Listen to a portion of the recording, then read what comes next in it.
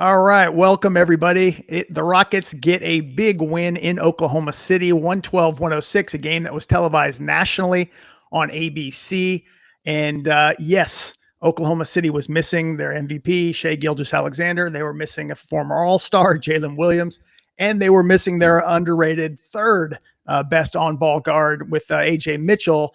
At the same time, there's still a good defense, still a good team, and it's a very tough place to play. I've been in Oklahoma City for a Rockets game, and that place is insane.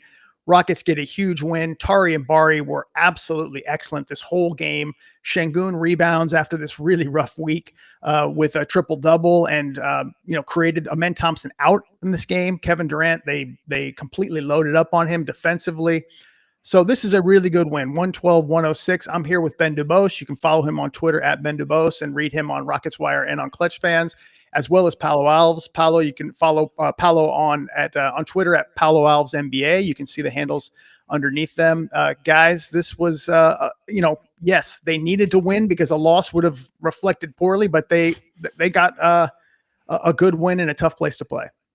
And I know the spreadsheet doesn't account for injuries, but this was a spreadsheet loss, right? Yeah. Oh, 100%. Yes. Yeah. And of course, the Rockets aren't going to feel sorry for who the Thunder are missing when Houston's without Amen Thompson and obviously Fred VanVleet and Steven Adams as well. So I think first off, with everything the Rockets absorbed this week, the back-to-back blowout losses at home to the Celtics and the Hornets, all the bad PR after the trade deadline, and then going down 15 early today, they needed this win. This was a team that it felt like was teetering. And if they had lost this game, especially if it was a blowout to the shorthanded Thunder, the way it looked early, that's the kind of thing that can linger. As opposed to you get the win, now you have a couple of days off, you have a back-to-back Tuesday and Wednesday before the All-Star break. This assures that you're not going to go in the All-Star break on some sort of awful losing streak. Like this doesn't, fix everything, but it does give you a chance to catch your breath. I do think some of what's happened, it's an older team. There's a lot of injuries, so the Rockets are running on fumes a little bit, especially with the back-to-backs increasing.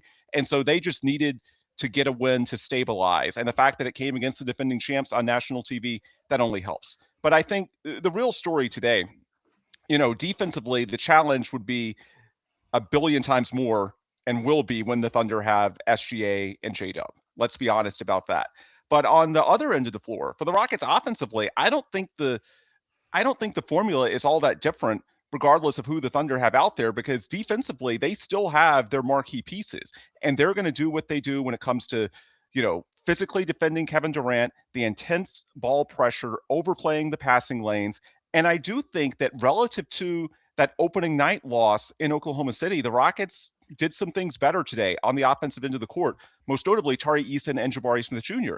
And it makes sense because when a team defends how the Thunder did today, and really how they do all the time, they are conceding driving lanes to guys who normally aren't great drivers and creators. And so Tari and Jabari, you don't think of them as, off the bounce, off the dribble, creative types. But if the defense is overplaying the passing lanes, trying to get those steals, then guys that, you wouldn't think of them as shot creators offensively are going to have opportunities, especially when they're loading up against Kevin Durant. They're loading up against Alperen Şengün, who was in double digits in assists. So credit to him. He used his gravity effectively.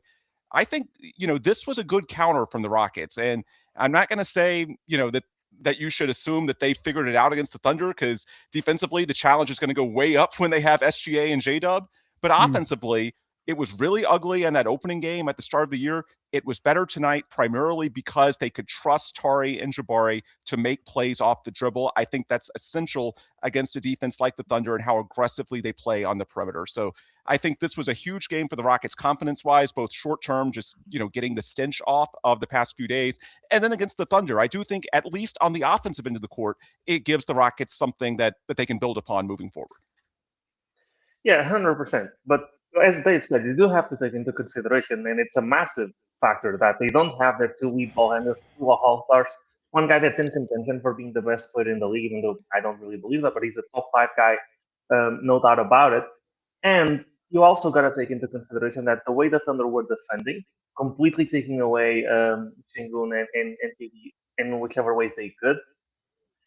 After that, they were also still giving more attention to Tari and Jabari than they were giving to Dorian Finney-Smith and Josh Okogie, right? They were daring those guys to shoot, and those guys shot, and those guys missed a lot, right?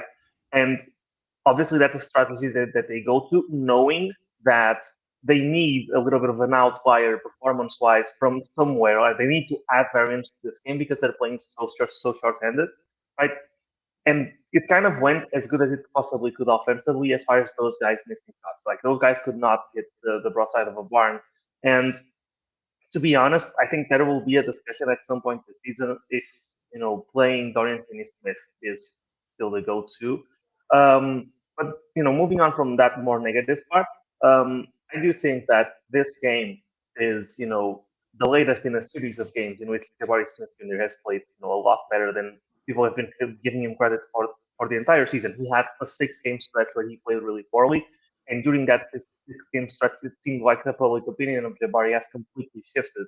And the truth is, he is someone who can do things that nobody else on this roster can outside of the top 2 shot creators, right? The ability to be able to pull up from anywhere and catch what's a better shot than what most guys on this team are going to be able to get, just if they are caught in a situation where they have to make something up. And we've seen it in the playoffs last year, and we've seen it time and time again throughout his career. He is someone who is clutch, who is not afraid to take big shots in big moments. And I just wanted to highlight how good of a game he's had and how good his last 10 games are. Over the last 10 games, he's shooting 40%. So just so we can, balance it out, like it was really bad there for a moment for the 6-game stretch. But since then, with what is now 11 games, he's been playing really, really well. And without him, the Rockets don't win some of the games they've won. Yeah, I think the biggest compliment to Jabari is, nobody's talking about Jabari anymore. Like it was all on Twitter, like everybody was just blaming Jabari for everything. Like they stubbed their toe, it's Jabari's fault. It was nonstop. And now nobody's talking about him. They've moved on to Amen. They've moved on to some other, scapegoat or some other issue. And Jabari's been good. I think you nailed it, Paulo. He's been good. He had a really horrible stretch where he couldn't make shots and it was in his head. That's hopefully past. He is going to have a bad game at some point. He's going to go 3 for 13 in some game, and we're going to have this get turned back on again. But I'm glad you said that because I do think he deserves a lot of compliments. Tonight was one of his best games. What I loved about Jabari, and Jabari's not the lead story of this game. I want to be clear. We just started talking about Jabari, but 9 of 11, he took 11 free throws. He was physical, and he was forcing the issue at times, and he got to the line. That's not something we see very often from Jabari. Also, Tari, this was a game where Tari was incredibly aggressive as far as seeking his shot. 26 points on 22 shots is not like the greatest efficiency, but he was really good. Hit 5 of 13 from 3. Tari took 13 3-point shots today. So I thought those guys, in the fact that Amen is out, and Amen in this particular game with none of those lead ball handlers being here, maybe you don't need Amen quite as much. You're going to need him against SGA. You're going to need him against Jalen Williams and Ajay Mitchell and those guys. But tonight, I thought with him out and KD, them really loading up on KD, Jabari and Tari really stepped up. And Şengün was terrific too. We're going to talk about him and his triple-double. But I was really impressed with how those guys did in a time that they needed more volume from them. And then a very odd game from Reed Sheppard. Early in the game, defensively, he was terrible. That was a big part of how the Rockets dug that 15-point hole. And he had 4 turnovers that were just killers, including one with like 3 minutes left when Rockets had a chance to put the game away. Instead, next thing you know, the Thunder get a transition layup and it's back down to 4. I think they ended up cutting it to 2. But Reed was 7 of 12, 16 points, 6 assists, and he only made 1 3. So he was 6 of 8 from inside the arc. And so Tari and Jabari were the lead story offensively in terms of how they, punished the Thunder for overplaying on the perimeter. Dave, I love that you mentioned how aggressive Jabari was at getting to the line. When he was able to get the Thunder in a tough spot, he leaned into the contact. He showed some craft that we haven't always seen in the past. But Reed as well, 6 of 8. Not a perfect game from Reed. The first half, he was terrible defensively. Throughout, he had issues with turnovers. But in terms of, getting to the bucket, he had 2 or 3 layups and a couple of mid-range shots as well. I think that's what you have to do against this Thunder defense. And I really think, the Thunder were missing their guys offensively, but defensively, they had the pieces they need. And so what Reed, Tari, and Jabari did offensively, to me, that's the key to eventually having a chance to beat the Thunder. I'm not saying that's going to happen this season. The Rockets have their issues right now. So no, let's not act like the Rockets are ready to go toe to toe with the Thunder in a playoff series. But eventually, whenever that time comes, when you want to really challenge them, like I think on offense, at least, this is at least the initial blueprint. Now, maybe if Reed and Tari and Jabari do it enough, then they relax their defense against the likes of KD and Şengün, and the stars can get going a little bit more. But for right now, I think the formula from not just Tari and Jabari, but Reed as well, that's exactly how you have to attack this Oklahoma City defense. So, Paulo, I'm curious what you think about Reed, because it was just, to me, a fascinating game. Some of the issues with defense and especially turnovers were terrible, but offensively, I mean, he helped them out in the half court. Yeah, 100%. And they especially needed him to, because the man was not there. We saw a lot of minutes from JD Davison, your guy, that patented Ben DuBose guy. And he did play well. Had some one-handed decisions that are expected from a player that doesn't play with the main team for that many or doesn't have that many opportunities. But touching on Reed, it's as you said, during that first half, it was actually really kind of appalling the way he was playing defense. And to shift the conversation a little bit to the defensive side, because you guys have heard me the entire season. To me, the offense is good enough as long as the defense steps up to something close to the caliber that it was last season, right? And Reed was a big part of why the defense is for, but the defense with this team is for not just because of Reed, but because it seems like the main, like Reed, KD, and Şengün, and I'm not excluding KD from this conversation. He has some responsibility on this as well. Take turns just falling asleep defensively, and the way the Rockets try to defend, and the way the Rockets try to emulate the kill switch system that they were running last season, it requires everybody to be locked in and everybody to be high effort, running, closing out, and compensating for when those guys switch. And it just seems like guys are taking turns having breakdowns defensively, and it feels like when you watch it play by play, you could kind of point your finger at anybody, because at any given time, one of those guys is having those troubles. And it really goes to show why this team seems to be able to get themselves in a hole against any team. Like, this OKC team should not have any business being competitive with the Rockets, even with that defense, the defense being as good as it is. Offensively, the Rockets should not be giving up 106, I believe, 106 points to this team that has basically nobody that can create their own shot at this moment, right? And the Rockets from last season would not have done that. But given that being said, I do want to give credit to Şengün for the second half. A lot of the issues that Rockets have had, other than players falling asleep, has been effort-wise. Right? I cannot count the amount of times that a guy is, Şengün is in a position to help on a drive, right? And he just doesn't contest a shot at the rim that's happening right in front of him, as you would expect any other center in the league to do, right? And this, in this game, especially in the second half, earlier on, it was a little bit rougher. I don't know if somebody challenged him personally at halftime or whatever it may have happened. Yeah, there were jumper cables used, I think. Yeah. And someone pointed out in the comments that Şengün's energy really picked up after the three he made and then the flamingo shot. I noticed that too. Like, when it started going better for Şengün offensively, the energy for defense picked up too. Yep. Sorry to interrupt, Paulo. No, 100%. You guys are right. And a lot of it comes from, not wanting to burn Şengün or whatever it may be, but Şengün has, limitations as far as his length and as far as his athleticism goes. His best ability is being smarter than other players, thinking faster. And he does have above average mobility on the ground for a guy his size, right? So the way he can weaponize those things is by thinking faster than other people and reaching the spots faster, and I guess contesting earlier than what players are expecting him to. That turnover that it generated off of Chet, right? That was a foul, but he was quick to jump on the opportunity, knowing what was going to happen, figuring out what was going to happen faster than it happened, and being there at the point of contention. If Chet there gets the ball and gets to post up, then it's a lot more difficult for him to put up a defensive effort, because he doesn't necessarily have the tools to do so.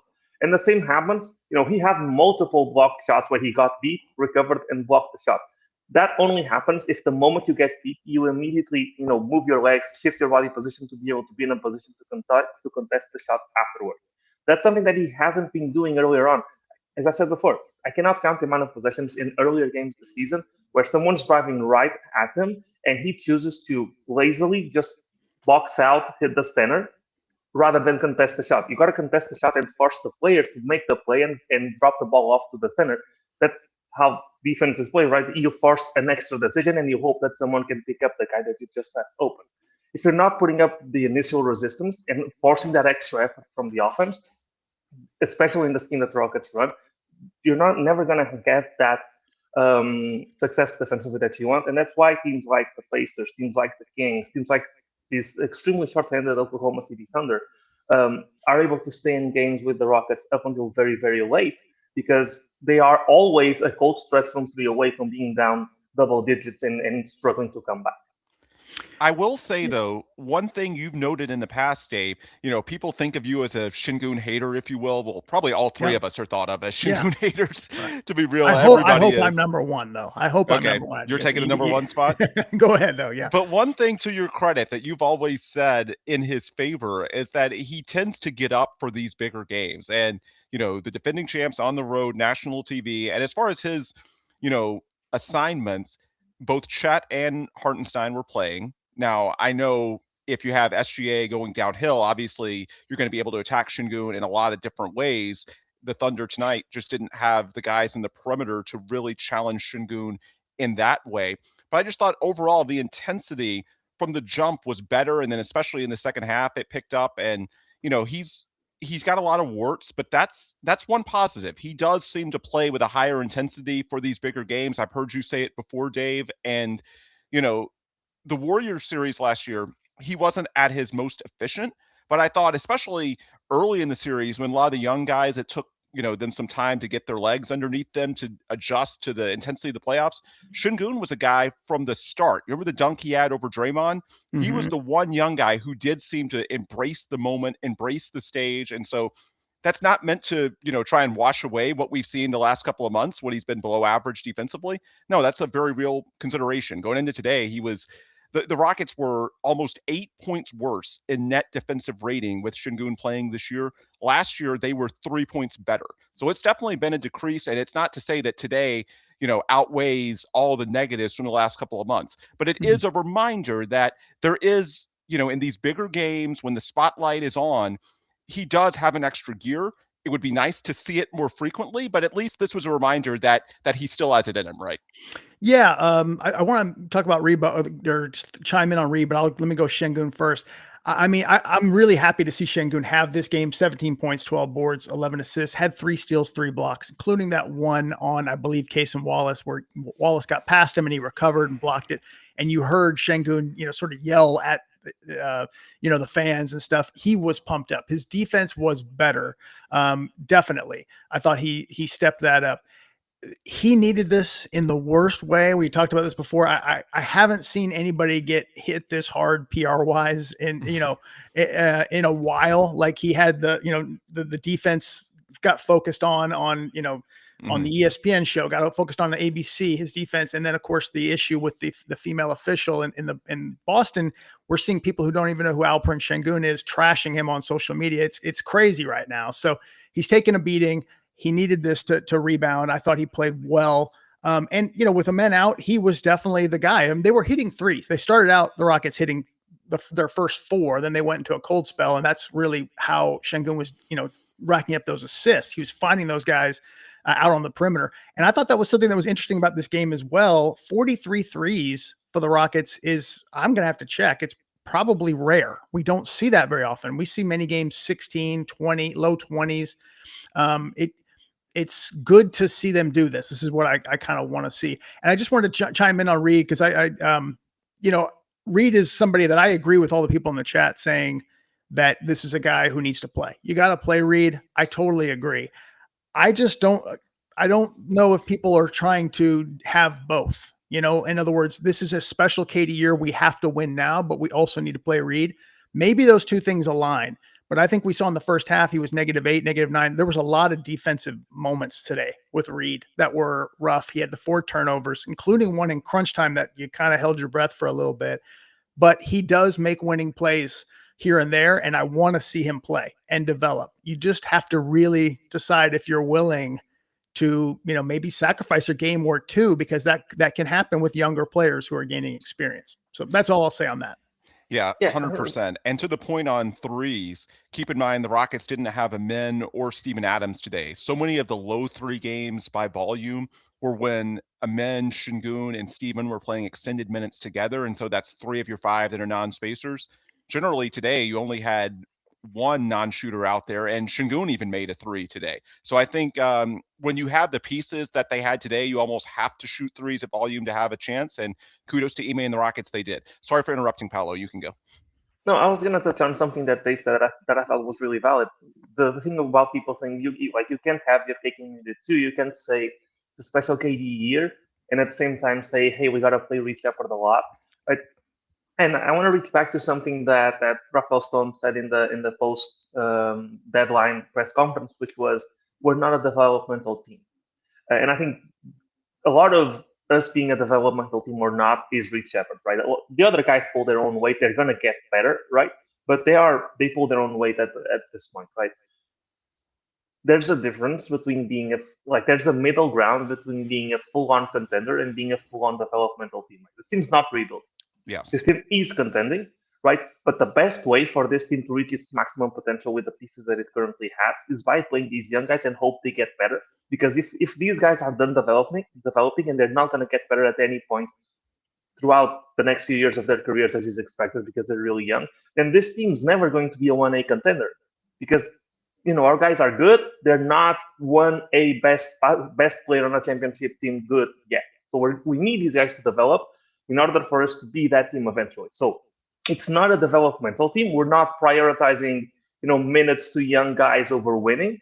But at the same time, if the price is low enough on giving these guys extra minutes, then I do understand the decision, for example, to not bring in or not spend assets on a veteran point guard when, it's not a developmental team, but there's still a middle ground here where if the upgrade's not big enough, you might as well give the minutes to someone who is going to be a part of your future. Yeah. Well, go ahead, Ben. I was going to say, let's talk about the trade deadline a little bit, because can I chime in with one Şengün thing before we go? Go ahead. It's just, I was going to say, you mentioned he hit the 3, and I did want to make a point about that, because it did, when he hit that 3, I'm like, man, he must love this arena, because going back to the first game, he hit 5 threes, and it was coming on the heels of Eurobasket, where he was hitting threes like consistently, and you're like, did he really just learn to become a good 3-point shooter in like 3 weeks? Like, how did this happen? And then he set that first impression, kind of like the dunk over Draymond. Like, he sets this first impression, and you're like, wow. I mean, I have to admit, that was a moment where I was like, this could be something where I just didn't foresee him doing this.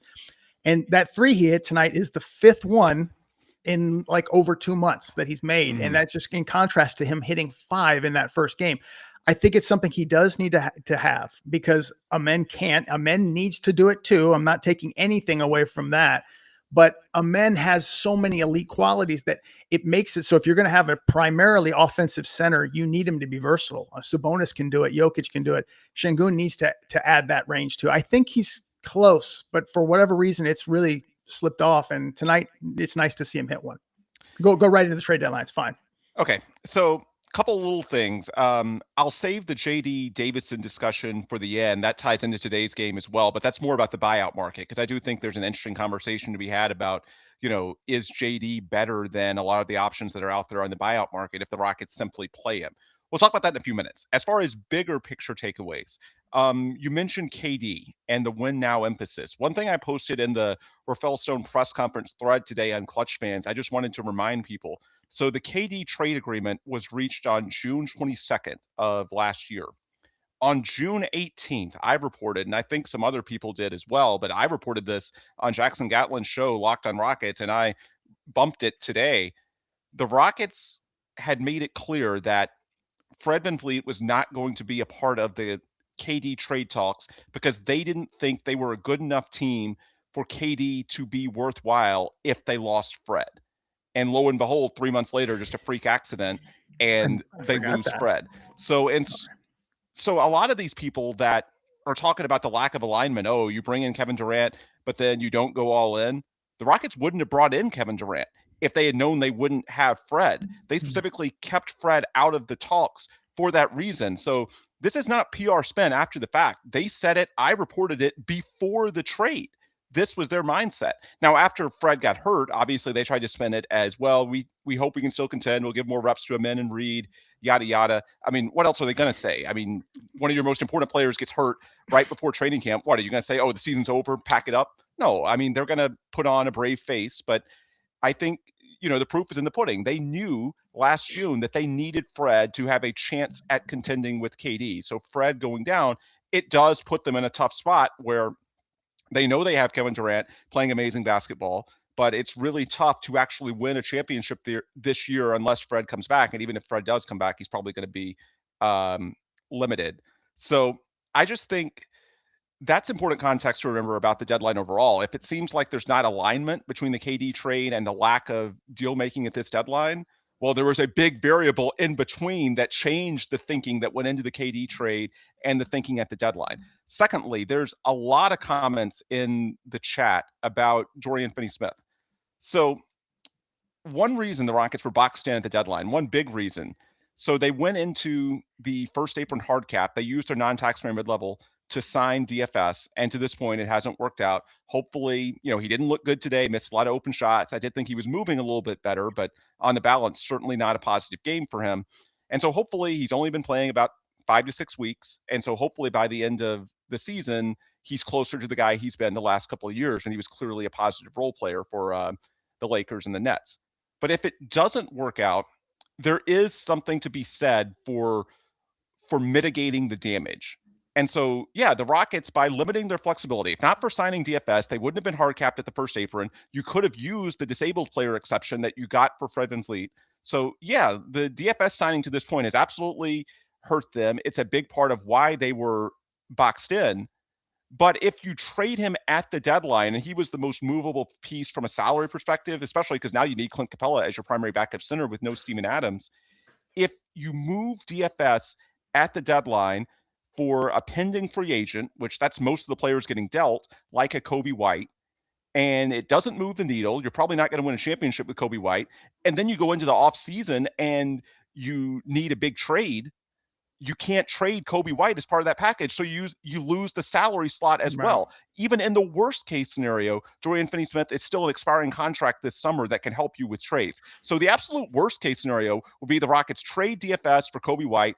And then let's say DFS looks better by the playoffs and you don't even have the salary slot in the summer. So that's what the Rockets are trying to balance here. And that's a big part of this. Like, yeah, you can question the DFS signing. It definitely did limit them. And they did know he had the ankle surgery, but it's not as simple as saying just make the deal and get something rather than nothing. No, there's a risk if you move him too, and I think that's important to keep in mind.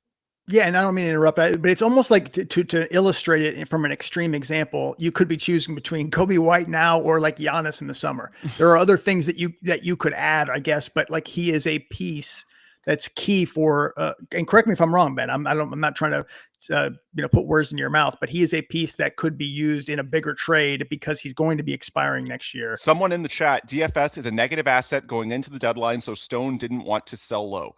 Bingo. If you wait until the summer, he's at least going to be a neutral asset because he's an expiring contract. If you tried to use him now, you'd be selling low. He'd be a negative asset. So you better get pretty good bang for your buck, which I don't think Kobe White is, especially now that he has a calf injury as well. And so that's the point. Like, it's not to say that, that everything is sunshine and roses. No, I mean, to this point, the DFS signing hasn't worked out. And the fact that it hard capped you at the first apron is why you couldn't use the injury exception you got for Fred. So yeah, you can question Rafael Stone if you want.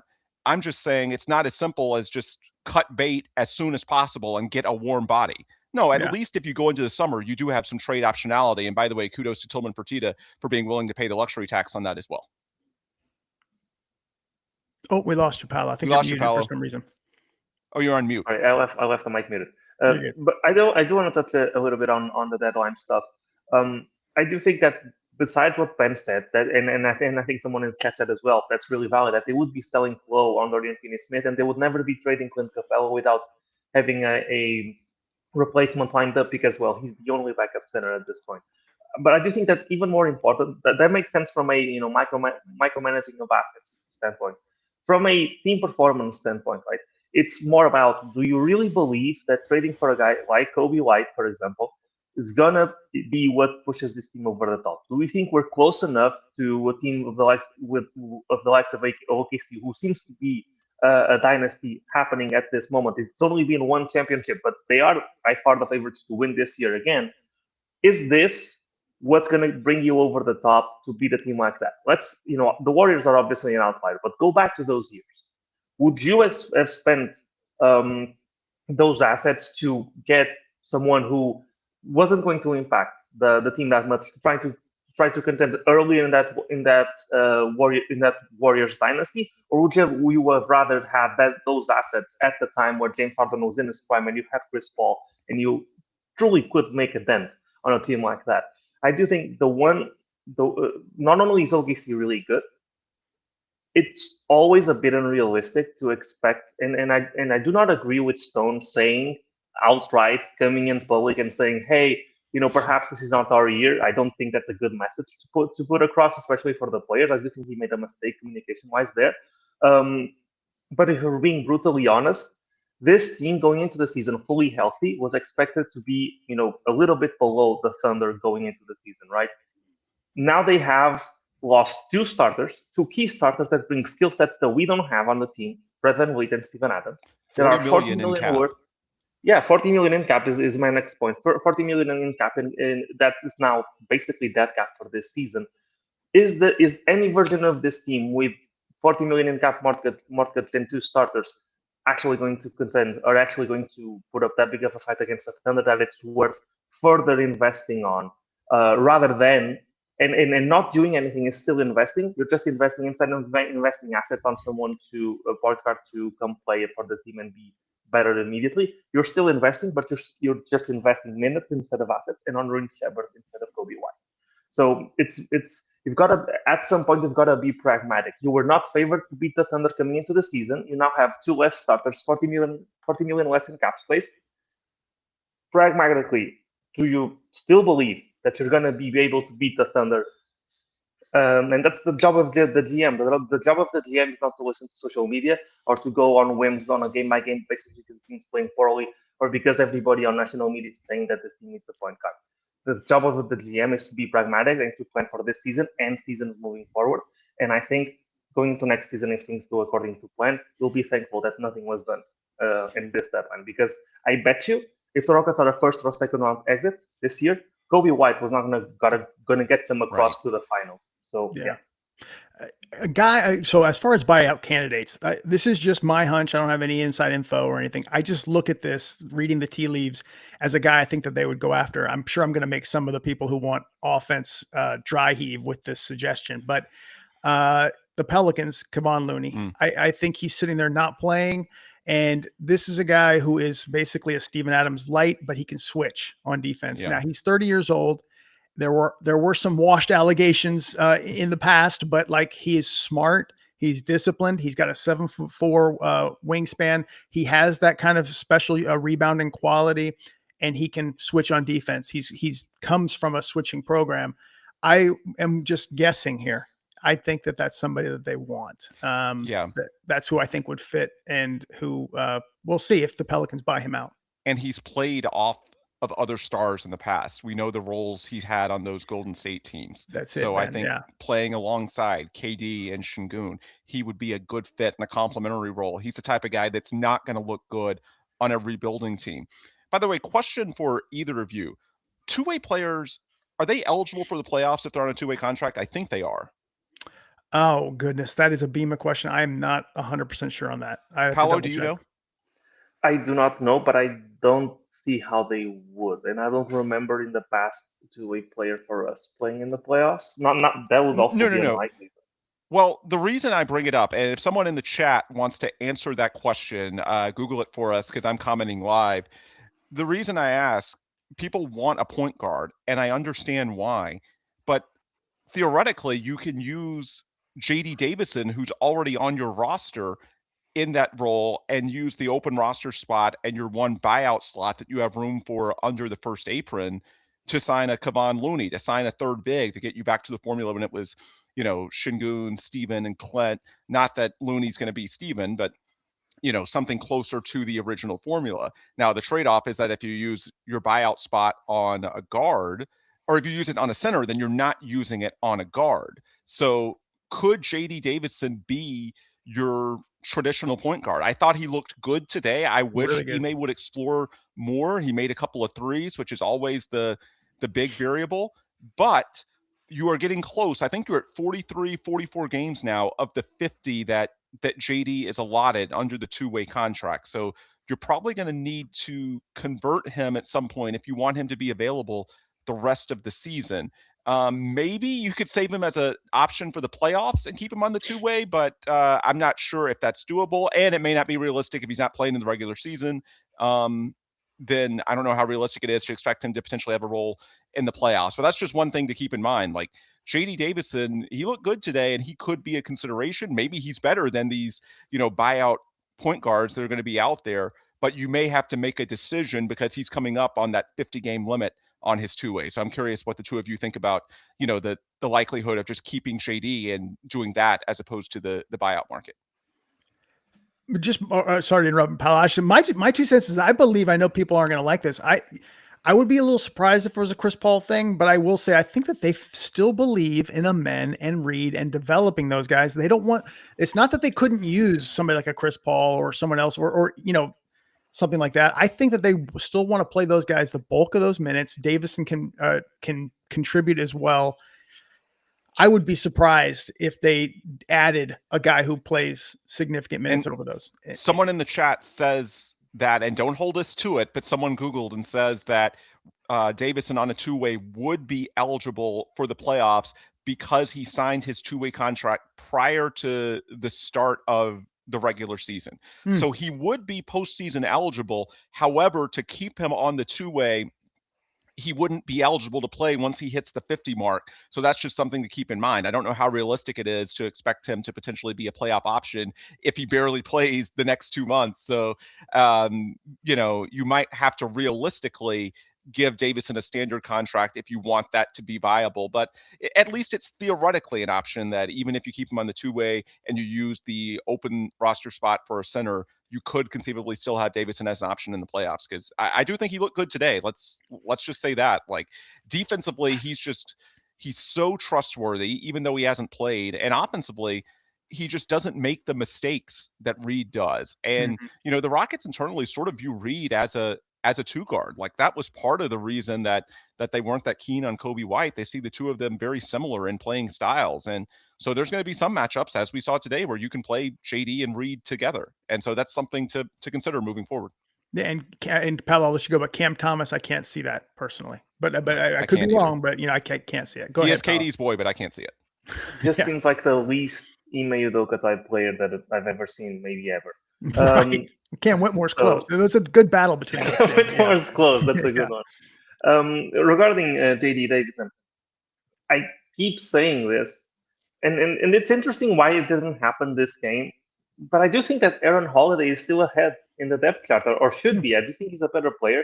He gives you a different dimension as a shooter, a lot more confident as a shooter. I do think that he's better. And I think defensively, we saw at times last season that he could be trusted on that side of the court as well. But regarding your point, and judging from what we've heard and what we've seen in the past, I am with Dave that I do think that they are going to give those reps to Amen and to Reed rather than get further insurance on that. On a point guard, I do think that Looney is a really good shout, especially because I don't know if he still is, but he used to be very mobile. And as we said before, with the scheme the Rockets play, guys that run around a lot are especially valuable. And you do need insurance in case something happens to Capel. That's why you need three centers on the roster. As far as other guys that may be available through the buyout market, that I do think that are under kind of people are not giving it a real chance that they get bought out, but I think they might. I think the Bulls have a lot of point guards, and they do have Josh Giddey, who is kind of a point guard, kind of not. That's going to take a lot of those reps as well. I do think that it's realistic that someone like Anthony Simons gets bought out. Whether that is a fit for the Rockets is a different question because he is poor defensively. He's a really small guard, but he is a good shooter. But I think another thing that goes into the bucket of reasons for running Reed and the man is that there are certain things that you're only going to find out once you play in playoff games, right? Even regarding, we said this before last season about the guys last season. Without that series, we would not have seen that Sengun seems to be a playoff rising or someone who's not afraid of the spotlight. Jabari Smith Jr. The same thing.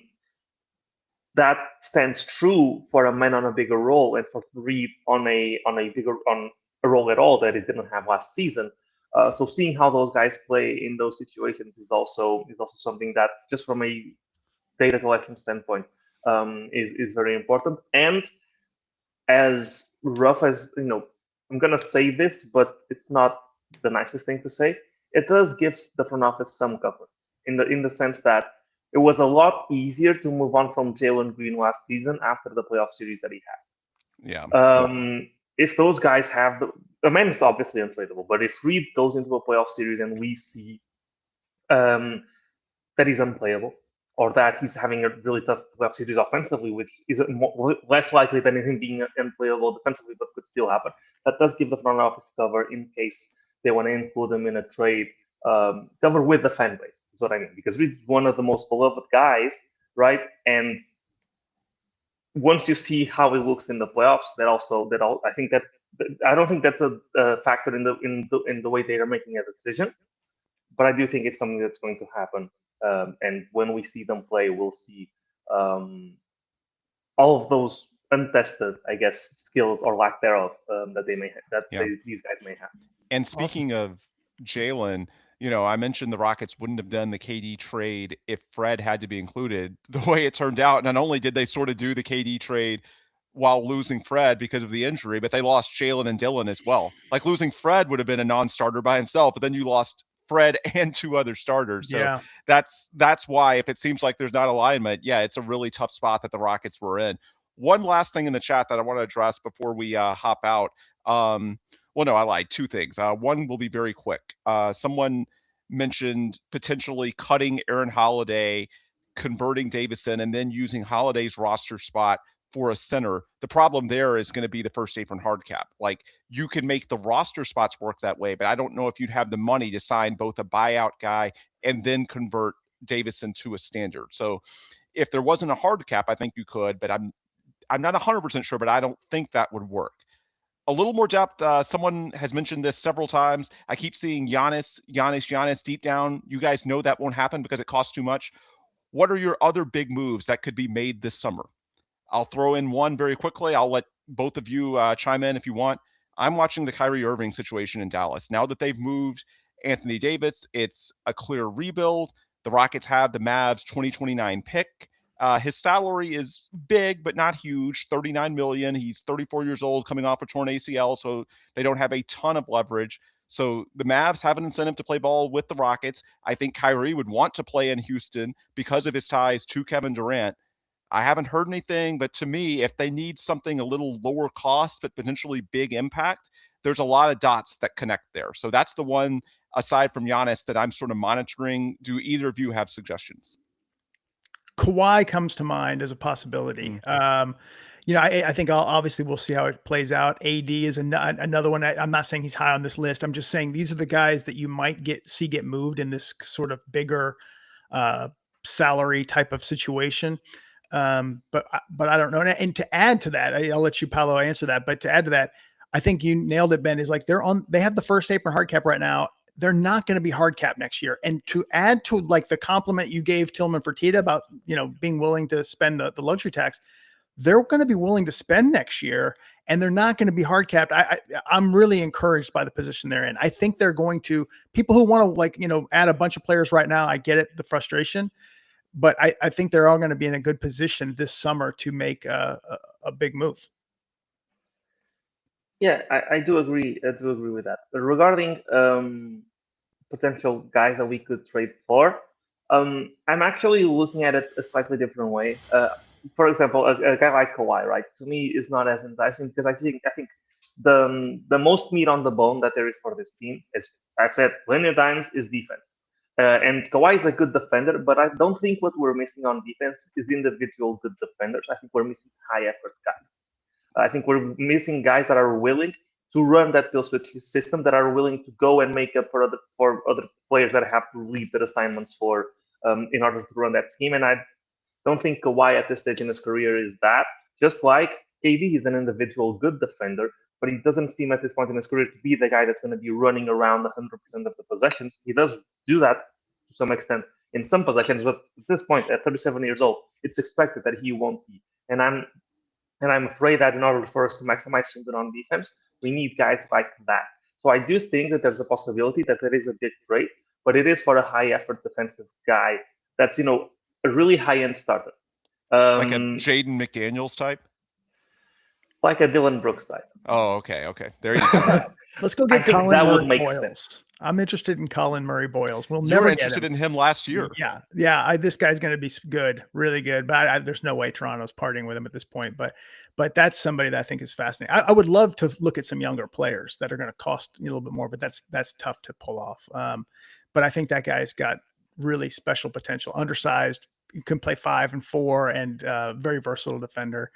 But we'll see. Obviously, and I do think from a trade perspective, that 27 Brooklyn swap is going to put the Rockets in a good position to deal with the Nets or anybody else, because the Nets are going to be so young. I don't care if they try to win, because they no longer have an incentive to tank. That pick is still going to be pretty high because they're going to be so young. They're not going to win games. So that 27 Brooklyn swap, whether the Rockets keep it or trade it, that's a lot of leverage that they will have on the market. And every East team now outside of Brooklyn, even Washington, which is the one that's down there with Brooklyn, makes a case for being pretty good next year. Now Brooklyn might be able to sign somebody, but Brooklyn looks like they're set up to be pretty bad next year, and they have no incentive to tank next year.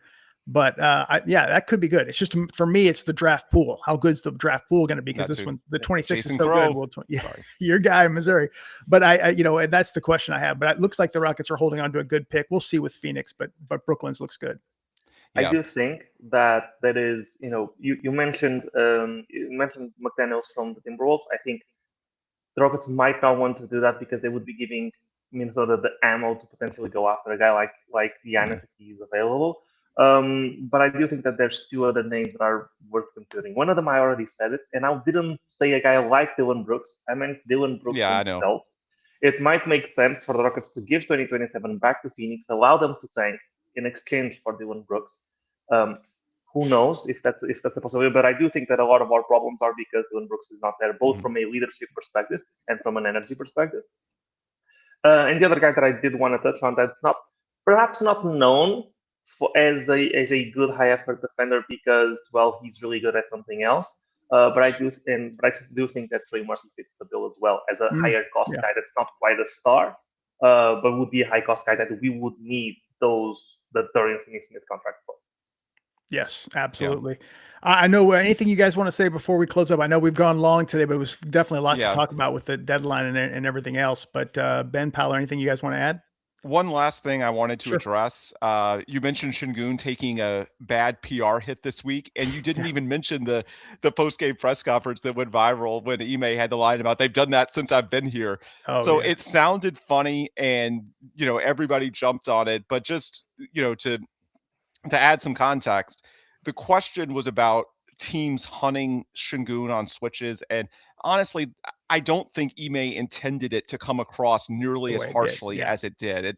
It became, this firestorm on social media. But I mean, even Şengün at his best defensively, look, big men in the NBA get attacked. Like, every team's base offense is to try and get their lead guard, if they have one that's worth their salt, against a big, and just to, try and make something happen and then read and react from there. That's almost every team's base offense. And the Rockets have had to do that the same way every team with a traditional big man has to, scheme around that. And I think that's what That's what Ime meant. And it just came across in that moment of frustration because, he's sort of pouting. They all are. They've been, blown out on back-to-back nights at home.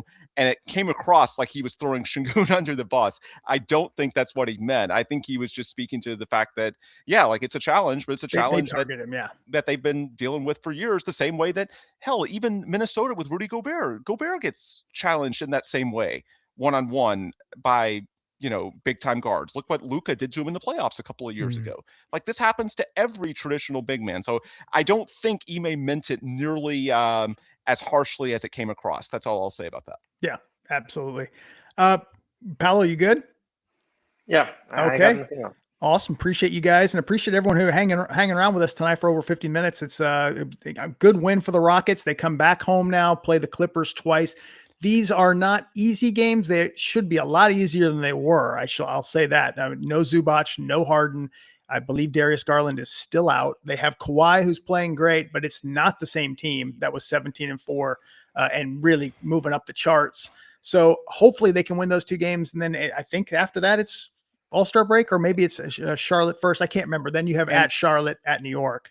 One last thing, Paulo, I think your audio dipped. Someone in the comments is asking who fits the bill well. Your second target after Dylan, who did you list? Oh, Trey Murphy from the Pelicans. Yeah, Trey Murphy. That's what I thought you said. But yeah, your audio did break up very briefly then. So glad you clarified. Anyway, gotcha. Go on. Awesome. Appreciate everybody. Thanks for subscribing and listening. And we will be back for Rockets get a good long break. The rest of this day off, Sunday, Monday, and then they'll play on Tuesday and Wednesday. So we will see you guys then. Thanks, everyone. Have a good one.